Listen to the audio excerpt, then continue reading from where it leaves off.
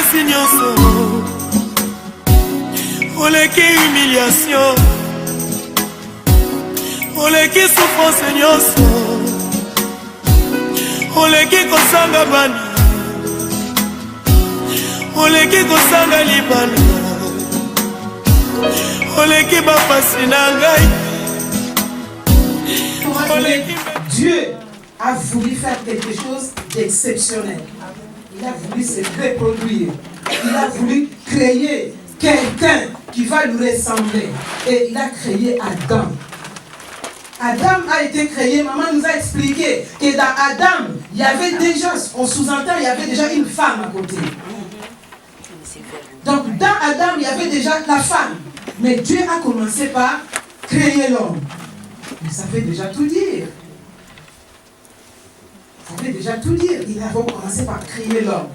Alors quand Dieu a créé l'homme, avant que la femme soit visible, donc la femme était abstraite, on ne voyait pas, mais elle est là. Parce que Dieu il est suprême. Elle est là. Mais avant qu'elle soit visible, Dieu a déjà commencé à donner à Adam, comme maman venait de le dire. Je crée l'homme à ma ressemblance, qu'il soit une image comme nous. Que je le crée à notre ressemblance. Donc on sous-entend, la femme aussi a été créée à la ressemblance de Dieu. Puisque la création de la femme a été spéciale encore, comme maman venait de dire, on pouvait faire une semaine de séminaire sur ce thème. Femme, tu as été créée d'une façon spéciale. Amen. Spéciale. C'est pour cela, chaque matin, quand tu te lèves, quand tu te réveilles, tu dois donc, même si tu n'es pas en face de ton miroir, mais tu dois t'admirer, t'apprécier, dire que je suis une créature merveilleuse. Tu dois commencer ta journée avec joie. Ne pas commencer ta journée affaiblie. Ne pas commencer ta journée perdue. Parce que tu es une créature si merveilleuse. L'homme a été tiré du sol. Après, Dieu a soufflé dans les narines. Mais toi, tu as été tiré de la côte. Amen. L'homme a été endormi pour que toi, c'est spécial. C'est spécial. C'est une équation, c'est vraiment, même le médecin, ils vont reproduire les choses, mais jamais ils vont arriver à ça. Alors toi, la femme, tu es sortie de là. Alors il fallait que l'homme s'endorme. Il fallait une anesthésie. Il fallait que l'homme soit endormi pour que toi, tu sors de là. Vous savez la souffrance que l'homme a eue? Je ne sais pas si on lui avait annoncé qu'on va t'endormir. Je ne sais pas quand on lui a piqué. Je ne sais pas moi. Mais l'homme, il a accepté cette souffrance. On a percé son côté. Pour que toi, tu sors de là. Mais l'homme n'a rien dit. Il a accepté puisqu'il voulait. Il avait des désirs. Il attendait. Puisqu'il sait que même si je souffre, je sais que celle-là, quand elle va arriver, elle va faire quelque chose dans ma vie. Elle va faire quelque chose. Et il a accepté cette souffrance sur les côtés. Et cette image, nous allons voir même Jésus-Christ. Jésus-Christ à la croix pour porter tes souffrances. C'est sur les côtés. Jésus-Christ perçait, il ne disait rien. Mais bien aimé, vous voyez un peu le mystère. Femme, tu n'as pas à te négliger. L'Église a besoin de la femme. La famille a besoin de la femme. La société a besoin de la femme. Pourquoi? Parce que ce jour-là, Dieu a besoin. La femme va marcher côte à côte. Avant que ça soit le plan conjugal. Puisque si vous voyez dans la création, avant que ça soit conjugal, il y a eu d'abord, la priorité était Dieu. Ressembler à Dieu. Glorifier Dieu. Et la parole de Dieu est en train de le confirmer. Dans Apocalypse 4, verset 11. Dans Ésaïe 43, verset 7. Nous sommes là pour glorifier Dieu. Ne te dis pas que bon, moi je n'ai pas de mari, hein, ça ne me concerne pas. Ne me dis pas que moi je suis jeune fille. Ces problèmes-là, non, c'est j'attends les jours. Mais non, tu es concerné. Pourquoi? Parce que tu as été créé à l'image de Dieu. Tu dois rendre gloire à Dieu. Amen. Ne dis pas que moi je ne suis pas une femme. Bon, je suis là seulement pour soutenir. Non, ça te concerne. Tu dois rendre gloire à Dieu. Homme, femme, rendre gloire à Dieu. Mais il se passe beaucoup de choses. Ce n'est pas que nous ne voulons pas faire des choses pour Dieu. Mais ça se fait qu'il y a quelque chose qui s'est passé. Tout à l'heure, maman disait que nous avons pris l'image de la femme par rapport peut-être à notre vécu, par rapport à notre entourage, par rapport à notre société. Mais nous voyons que la parole de Dieu est claire pour nous. On nous donne le portrait d'une femme. Mais les circonstances de la vie ont fait que nous continuons à marcher comme ce jour-là, Ève, quand elle a été maudite par Dieu. C'était une malédiction. C'était une malédiction. Ève c'était un couple parfait. Ils vivaient bien dans la présence de Dieu. Mais quand il y a eu la désobéissance, les choses se sont gâtées. Ils ont été en désaccord avec le Seigneur. Ève et son mari, ils n'étaient plus à la place où Dieu les avait placés. Pourquoi? Parce que la femme a précipité les choses aussi. Si nous revenons sur ça, vous allez voir que c'est le mari qui a eu les instructions. Dieu avait parlé à Adam, malgré qu'elle était encore abstraite. Mais le mari lui a transmis, peut-être. Mais est-ce que, de quelle manière elle a entendu la parole que Adam lui avait dit? Est-ce qu'elle avait compris? Est-ce qu'elle avait entendu, après elle a transformé, comme nous les femmes, on aime bien transformer les choses? Est-ce qu'elle était distraite comme on le fait d'habitude? On est à l'église, on nous dit des choses, mais nous à ce moment-là, on regarde ailleurs. Et après, on ne sait plus, est-ce que ça s'est dit avec quel verbe, avec quel accent? Mais le malheur est arrivé. Pourquoi? Parce qu'elle, déjà, elle a quitté sa place. Reste à ta place, femme. Reste à ta place. Pas sur la tête. Pas non plus, mari. Ce n'est pas sous tes pieds que la femme est tirée. Mais les choses se sont gâtées. Se sont gâtées. Ils ont été loin de Dieu. La malédiction est venue. Dieu a maudit. Mais Dieu, dans tout ce qu'il a sanctionné, Dieu avait toujours l'amour envers ses couples, l'amour envers l'homme, l'amour envers la femme. Dieu, il a toujours cet amour-là, cet amour qui dépasse, malgré tout ce qu'ils ont fait. Mais Dieu est venu à la recherche. Voilà la raison pour laquelle nous avançons pour savoir que les questions qui ont été posées ici, tu peux t'en sortir. Amen. Amen. La femme peut s'en sortir de tout ça pour revenir, pour reprendre sa place originelle. Amen. Amen. Malgré ce qui s'est passé, malgré la désobéissance, malgré la sanction, mais dans la sanction, ce qui m'a beaucoup réjoui, j'ai dit, oh Dieu, tu es bon. Dans la sanction même, Dieu va encore faire des promesses. Hein, mes bien-aimés, nous quand on sanctionne, aïe, aïe, aïe, aïe, aïe. Mais Dieu, son amour est tellement fort. Dans Genèse 3, verset 15, si nous pouvons lire ensemble, s'il vous plaît.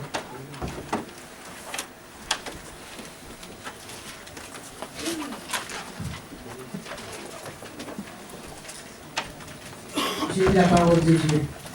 Je mettrai hostilité entre la femme et toi. Donc Dieu est en train de parler au serpent. Entre sa descendance et la tienne. La sienne t'écrasera la tête. Tandis que tu la mordras au talon. Amen. Quelque chose va se passer. Donc Dieu va dire au serpent, il va mettre il va mettre une séparation, il va mettre un désaccord. Hein? Donc il y a déjà un combat qui est livré. Quand nous parlons du combat spirituel, le combat est livré. Donc le serpent qui représente le diable, qui représente Satan, va te mordre les talons Mais toi, la femme, on dit, la Bible, la parole de Dieu déclare que, aïe, aïe, aïe, aïe, aïe, ta descendance, cette descendance qu'on avait promis à Ève, puisque cette femme, hein, Adam avait continué à donner, hein, ce n'était pas seulement femme. Malgré la femme dans les jardins, elle a fait des choses, elle a amené des histoires.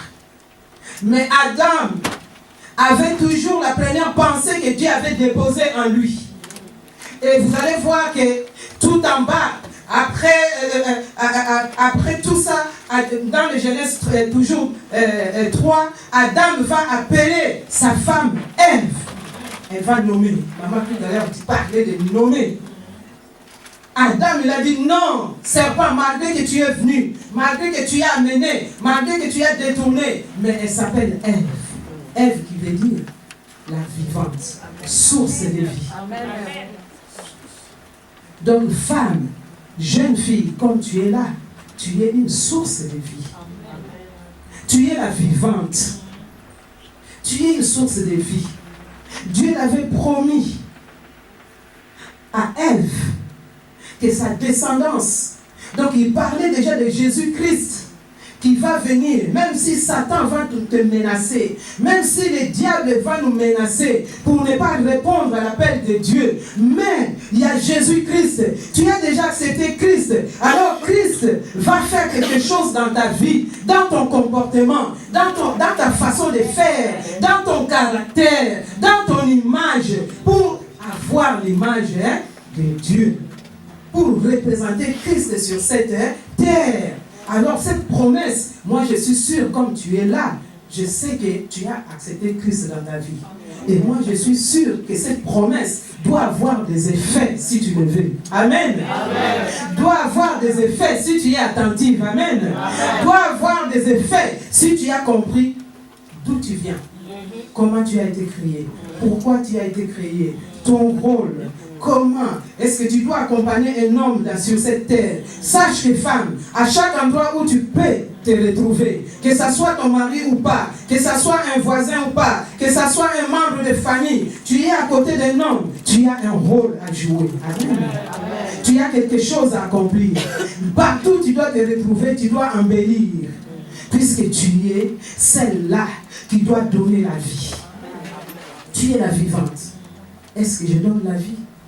Je ne veux plus poser des questions, puisque les premières questions qui ont été posées ici sont tellement... On va aller au remède. Comment faire pour répondre à toutes ces questions? Nous avons vu la position de Ève, la position de la femme dans le jardin. Elle a cédé. Elle a cédé. Pourquoi? Parce que c'était la convoitise. Hein?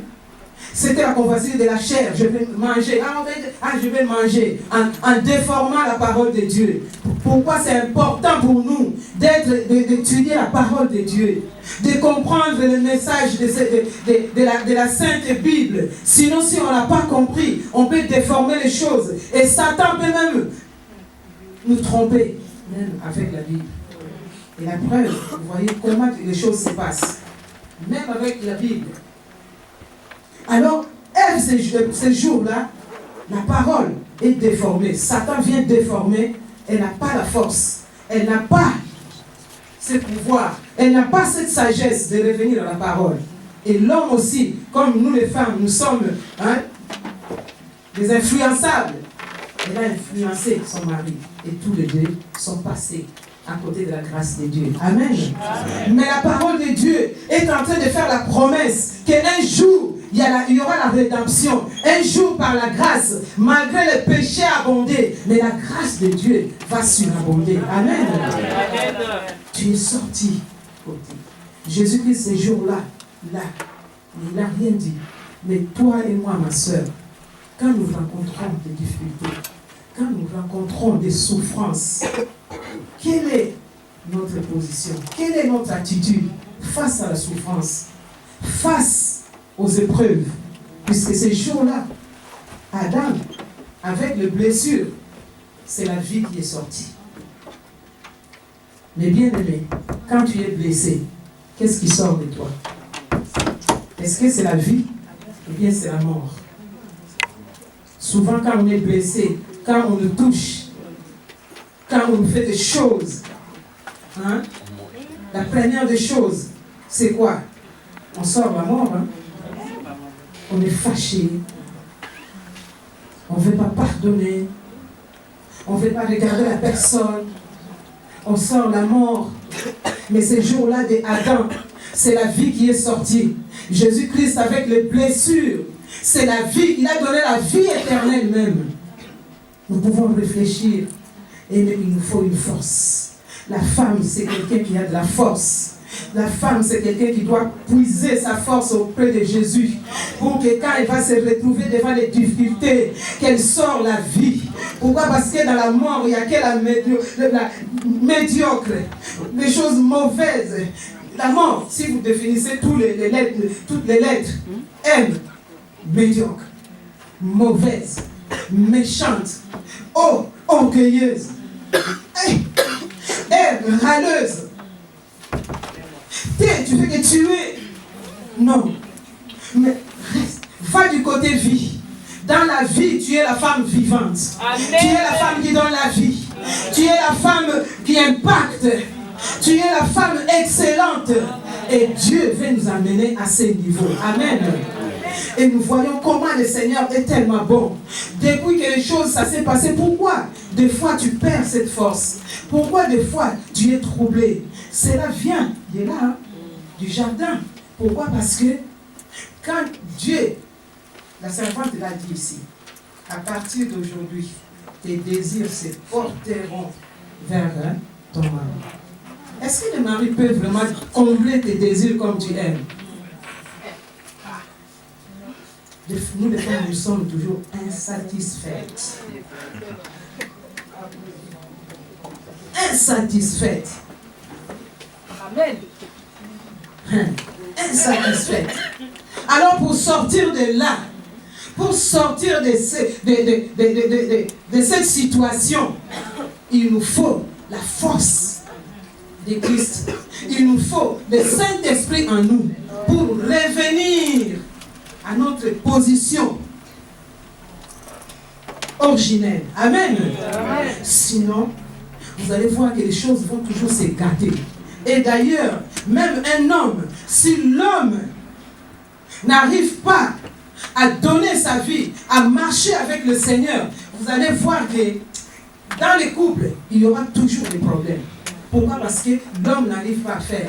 La femme insatisfaite. Et la femme qui commence à être un peu râleuse, qui commence à être querelleuse, qui commence à regarder ailleurs, qui commence à faire des choses comme une insensée. La femme perd son bon sens. Voilà la raison pour laquelle on doit se compléter. Femme va aider son mari. Le mari va aider aussi sa femme. Pourquoi? Pour qu'on reste, qu'on soit là, pour se maintenir à la place où Dieu veut que nous soyons. Voilà la raison pour laquelle au jour d'aujourd'hui, nous pouvons dire que non, fini les souffrances. Satan, non, fini les souffrances. Nous voulons sortir de cette souffrance. Amen.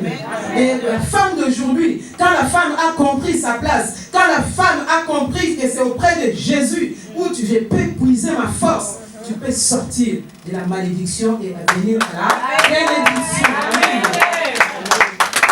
Non, nous pouvons nous révolutionner. Nous allons lire un passage dans la Bible. Et ça demande la foi, hein, mes bien-aimés. Une femme croyante peut donc réclamer la promesse de Dieu, puisque Dieu avait déjà fait la promesse. Donc tu peux te reposer sur les promesses de Dieu. Et ça demande de la foi. Tu ne peux pas toujours dépendre de ton mari, ou bien dépendre de je ne sais pas qui. Non.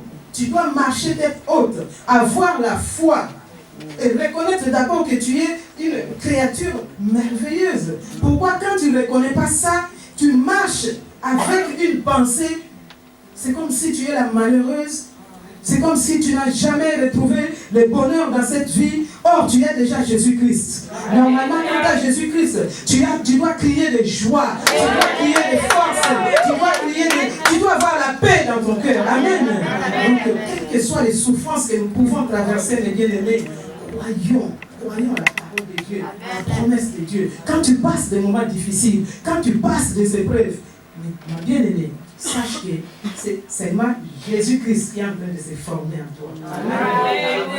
Le monde va se dire, il y a celle-là, elle aussi. Mais ça, vraiment, elle ne dit rien. Ah bon? Elle ne dit rien. Mais Christ est en train de se former. Si tu n'avais pas la patience c'est fort. Si tu ne pardonnais pas, la patience. De toutes les façons, Dieu va aussi créer des situations. Puisque tu veux être comme Dieu. Hein? Je vais représenter Dieu. Mais il faut le caractère de Dieu. Et dans le caractère de Dieu, il te faut toutes ces choses-là. Le pardon, la patience, la bonté, la joie, la paix.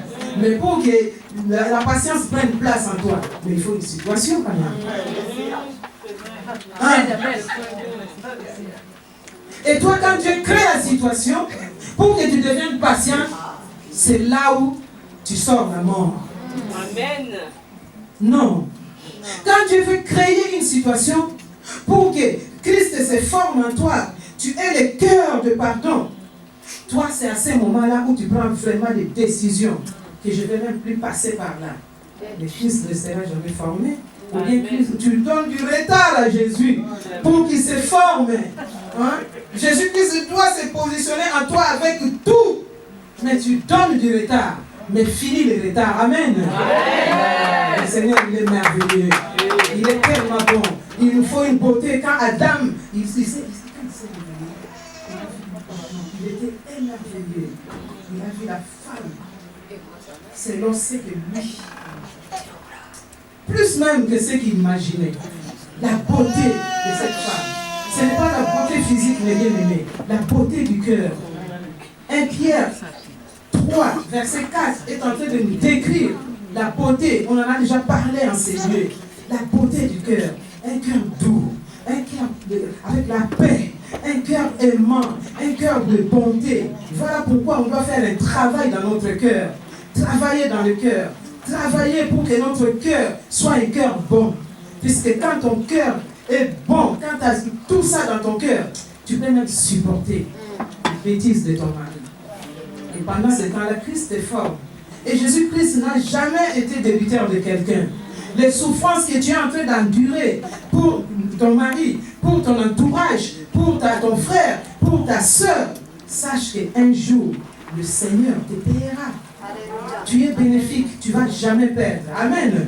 Donc tu peux avoir ta responsabilité, tu peux être renouvelé, tu peux être transformé. Prends tes responsabilités. La responsabilité est personnelle. Nous ne pouvons plus toujours rester là à accuser les autres. Oh, je n'ai pas avancé parce que j'avance pas parce que c'est mon mari, j'avance pas parce que c'est mon frère, c'est ma soeur, c'est mes parents. Non, nous avons cette responsabilité d'avancer, ça nous revient. Amen. Donc tu es responsable. Tu dois arranger ta relation avec le Seigneur. Amen. Cela demande une relation personnelle et une communion perpétuelle. Rester toujours en communion avec le Seigneur. Mais le Seigneur a besoin de nous. Il a besoin d'une sœur pour que cette sœur, nous avons vu dans la Bible,